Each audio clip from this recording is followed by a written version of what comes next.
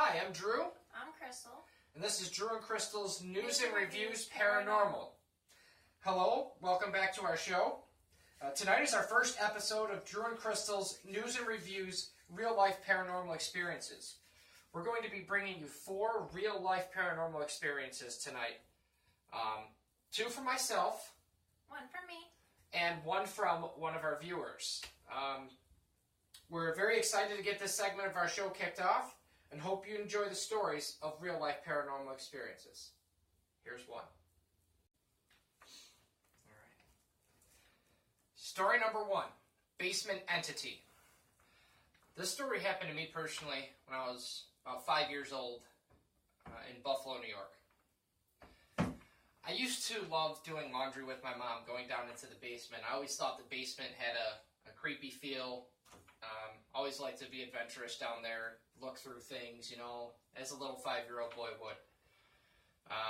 Once in a while, I would get a little more adventurous than other times and, want to, travel a little further into the basement, check things out. The back of the basement was really creepy.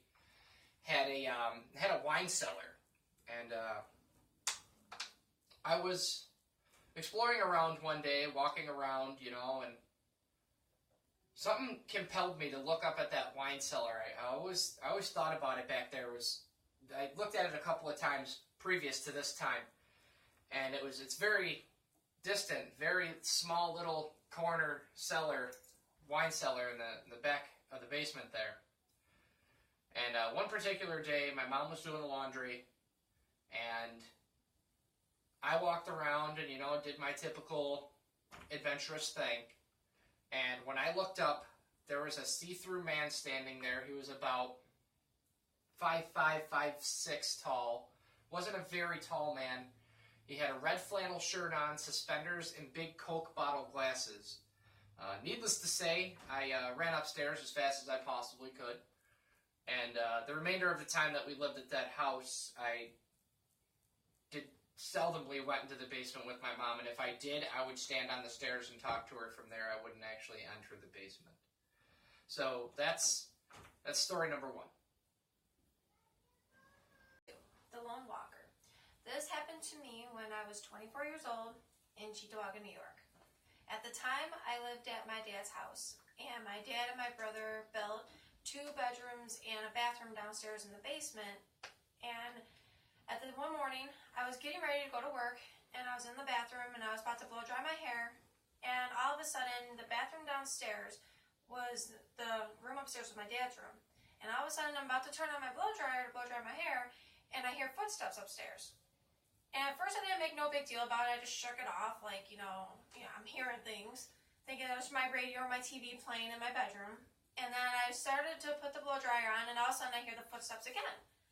And I was just like, okay.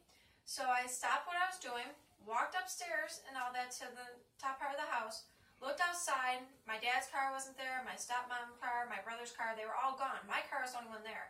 I looked all in the house, I said, anybody home, anybody there, Dad? Mentioned my stepmom's name, my brother's name, nobody answered me. I walked into my dad's bedroom, opened the door, everything was perfectly in place, nothing was messed with. So I was like, okay, I'm hearing things. I went back downstairs to start to get ready for work again so I wouldn't be late. And I put on the blow dryer again. And I'm just blow drying my hair. A couple minutes goes past and everything. And then all of a sudden I hear the heavy footsteps walking above in my dad's bedroom again. And I'm like, okay, that's it. I got creeped out. I left the house. I didn't return back. And when I was in my car driving and all that to go to work, I called my dad up and I said, Dad, have you ever heard of footsteps when you're in the basement of somebody, sounds like somebody's walking upstairs in your bedroom? And my dad said, you finally heard it? And I was just like creeped out when he said that because everybody else heard it. My dad, my brother, everybody heard the footsteps before I ever did. And when I heard that, I was out.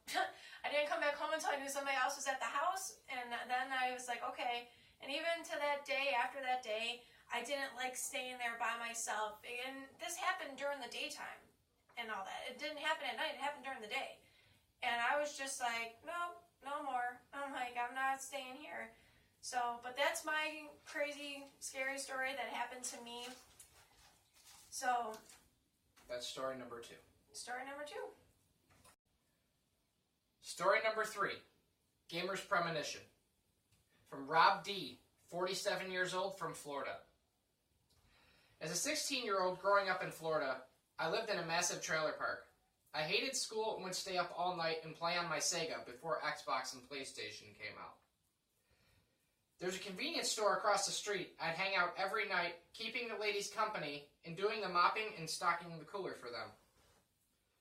It was basically my teenage life. Skip school, play football when the other kids came home, hang out at the store, and play Sega all night. One day I got up earlier than normal, so I started playing my game. Suddenly, I was no longer in my bedroom. It was dark outside, and I was at the store talking to one of the ladies. I couldn't make out who it was, but everything seemed so vivid. I was leaning against the counter with my back to the door when headlights shined in. I turned and saw an old green pickup with a homemade wooden bed on it. The guy that got out was wearing blue jeans and a green army jacket, way too big for him. I didn't give him a second thought and stayed where I was. He came in, he was the only customer, and got a pint of milk and a Milky Way. When the clerk rang him up and gave him his total, he pulled out a chrome-plated handgun. I went from leaning on the counter to quickly standing straight, and since I was only 2 feet from him, he must have thought I was coming for the gun. He shot me, and the blast was powerful enough to send me through the glass door. Then I was back in my room playing Sega. My character was dead, and the controller was on the floor. I told all the clerks about it, and they said it was very odd. A week later, I was hanging at the store, leaning against the counter talking to Janet, when I heard an engine pull right in behind me. I turned and saw the green pickup with the wooden bed. All I could think to do was tell Janet to call someone so we wouldn't be totally alone. I moved over by the deli while the man in blue jeans and a too-big army coat wandered down to the cooler to get a chocolate milk. Janet had called Tony, another lady that worked nights there, and she wouldn't hang up until she knew this guy was gone. He kept glancing at Janet, but she continued to stay on the phone. On his way up to the counter, he grabbed a Milky Way. This time when she gave him the total, he glanced at me, but I had moved by the deli and was already standing straight up, already decided no sudden movements. All he said was, "I must have lost my $5 bill," showing Janet 31 cents. I told her I'd cover it. Once he left the store, he sat in the parking lot while Janet stayed on the phone. He left when someone else pulled in. 15 minutes later, the store down the road called to say, "Keep your eyes open for a guy in blue jeans and an army coat, because he just robbed us with a gun." Also from the same viewer, when I was 6 or 7, I woke up one night with a figure hovering over me. Couldn't make out what it was, but when it left, I went and slept in my mom's room. Rob D., 47 years old, from Florida. That is a creepy premonition story. What I think happened there, I'm sure you might feel the same way or express your own thoughts on it. What I feel happened there, though, was while he was playing the video game, he just completely blacked out, and that vision came to him like somebody told him what was going to happen prior to it happening, to better handle the situation once it did happen. So when he was at the store about a week later and it actually did happen, same guy, same truck, all of that's crazy. That guy definitely has some type of power, in my opinion. Agreed? Yeah. Very cool story. Story number 3.